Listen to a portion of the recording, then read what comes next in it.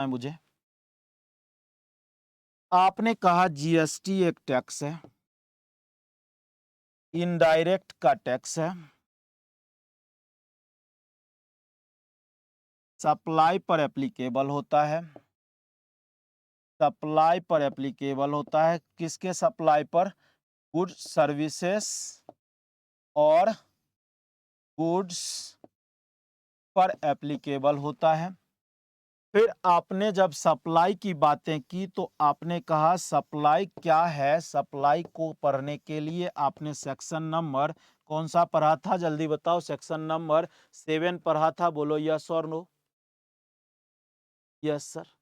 Sir section number 7 पढ़ा था और इसके बेसिस पर आपने कहा था कि सप्लाई ऑफ गुड्स कब माना जाएगा, कब नहीं माना जाएगा, जिसमें आपने कहा इन द कोर्स और फर्दरेंस ऑफ बिजनेस होना चाहिए। इन द कोर्स और फर्दरेंस ऑफ बिजनेस सप्लाई होना चाहिए, साथ ही अगेंस्ट कंसिडरेशन होना चाहिए। फिर आपने बोला कि सर कंसिडरेशन नहीं होने के बावजूद भी हम क्या मानेंगे? सर्टेन सप्लाईज को सप्लाई मानेंगे और इसके लिए एक शेड्यूल है। शेड्यूल नंबर बताएंगे सारे बच्चे? सारे बच्चे शेड्यूल नंबर बताएंगे कौन सा शेड्यूल है जहां पर कंसिडरेशन नहीं होने के बावजूद भी सप्लाई को सप्लाई मानेंगे? बच्चे ने कहा शेड्यूल नंबर 1। Very good. ठीक। इसके बाद कुछ ऐसे सप्लाई हैं जिसे नॉन जीएसटी सप्लाई मानते हैं, उसको भी एक शेड्यूल में लिख दिया है। ये बातें आपने कर लिया था। यहां से आगे बढ़ते हो और जीएसटी के जब इसके ऊपर जीएसटी एप्लीकेबल हो जाता है, जीएसटी एप्लीकेबल हो जाता है तो आपने फिर एक सेक्शन किया, सेक्शन नंबर 9, जिसे आपने कहा सर ये चार्ज ऑफ जीएसटी की बात करता है। बोलो यस और नो। चार्ज ऑफ जीएसटी की बात करता है। बोलो यस और no. Yes sir. Charge of GST की बात जब आपने किया तो चार्ज के अंदर आपने सबसे पहले पढ़ा कि या तो चार्ज फॉरवर्ड होगा या चार्ज रिवर्स होगा। चार्ज फॉरवर्ड चार्ज हो सकता है, रिवर्स चार्ज हो सकता है। फॉरवर्ड चार्ज में सप्लायर टैक्स को क्या करेगा? सप्लायर टैक्स को कलेक्ट करेगा एंड डिपॉजिट करेगा।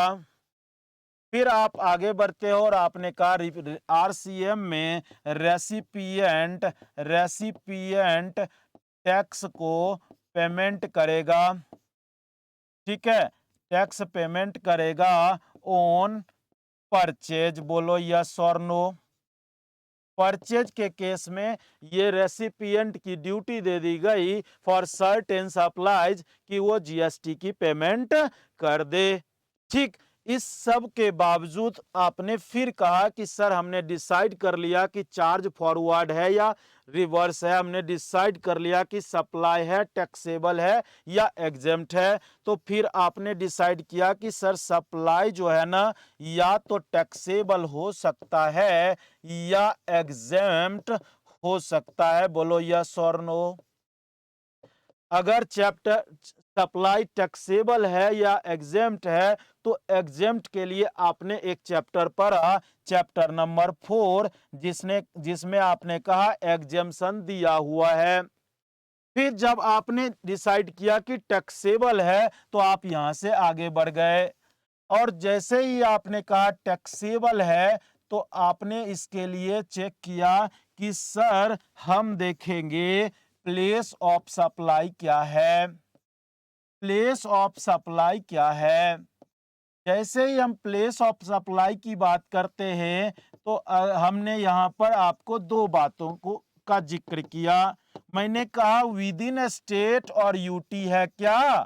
तो आपने कहा यस, मैंने कहा इंट्रा स्टेट है। बोलो यस और नो। मैंने यहां पर बोला इंट्रा स्टेट। मैंने कहा आउटसाइड स्टेट और यूटी है ये क्या? तो आपने इसका आंसर अफर्मेटिव दिया तो मैंने इसमें बोला कि इंटर स्टेट सप्लाई है।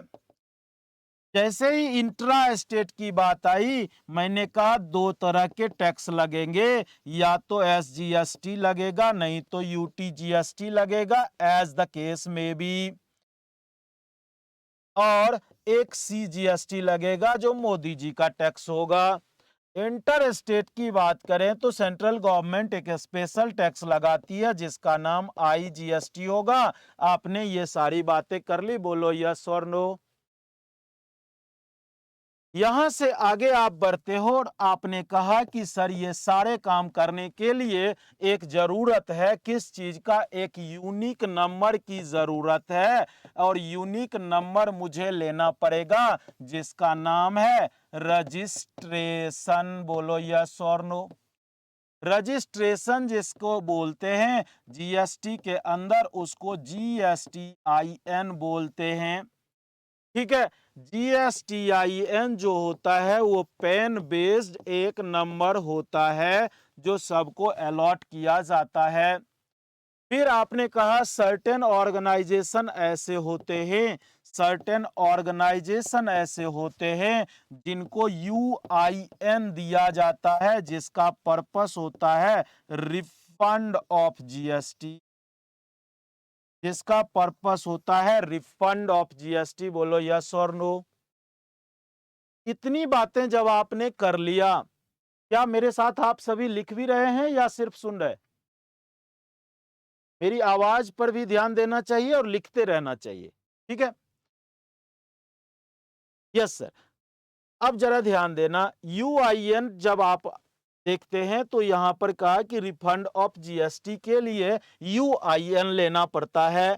क्या मैं आगे बढ़ सकता हूं? सर आप आगे बढ़ो। मैंने कहा इसके बाद क्या करें?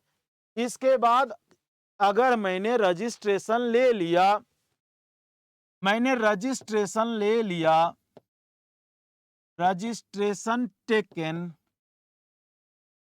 फिर मुझे एक स्पेशल नाम से पुकारा जाएगा। वो स्पेशल नाम क्या होगा? टैक्सेबल पर्सन भी बोलेंगे, रजिस्टर्ड पर्सन भी बोलेंगे, रजिस्टर्ड पर्सन भी बोलेंगे। रजिस्ट्रेशन के लिए एक टर्नओवर लिमिट दे दी गई थी, और इस लिमिट को क्रॉस करने के बाद हमने GST नंबर लिया था। ठीक, इसके बाद इस सब को ध्यान में रखते हुए आपने कहा कि टाइप ऑफ रजिस्ट्रेशन कितने तरह के होते हैं, टाइप ऑफ रजिस्ट्रेशन कितने तरह के होते हैं। तो आपने कहा रजिस्ट्रेशन रेगुलर टैक्स पेयर का होता है, रेगुलर टैक्स पेयर का हो सकता है, या फिर या फिर किसका हो सकता है? CTP NRTP का हो सकता है। ठीक है, ये सारी बातें आपने कर लिए। अब सवाल उठा कि इतने तरह के लोग हैं तो GST डिपार्टमेंट रजिस्ट्रेशन लेने वाले इस पर्सन को क्या बोलेगी? ये बोलती है कि अब आप मेरे चंगुल में आ गए हो, देयरफॉर डॉक्यूमेंटेशन करना पड़ेगा, डॉक्यूमेंटेशन करना पड़ेगा। डॉक्यूमेंटेशन क्या होगा? कहते हो, इन्होंने बोला सप्लाई करते हो, मैंने कहा यस सप्लाई तो मैं करता हूं। इसने कहा एक डॉक्यूमेंट देना पड़ेगा आपको अगेंस्ट सप्लाई, जिसका नाम है टैक्स इनवॉइस। ये टैक्स इनवॉइस कब देना पड़ेगा, कैसा होगा? ये सेक्शन नंबर 31 बताएगा कि टैक्स इनवॉइस कहते किसको हैं और टैक्स इनवॉइस कैसे दिया जाएगा। अब बताएंगे। क्या रास्ता क्लियर है सबका? बोलो यस और नो। क्या हमने ऐसे ही जर्नी स्टार्ट की थी? Yes sir. यहां तक तो रास्ता क्लियर सा लग रहा है। ठीक, अब यहां से आगे यहां से आगे क्या है। अभी तक जितने चैप्टर किए थे वो सारे के सारे मैंने रिवाइज करवा दिए आपको। ठीक, अब यहां से आगे चलते हैं। डॉक्यूमेंटेशन चैप्टर जो 7 है, सबसे पहले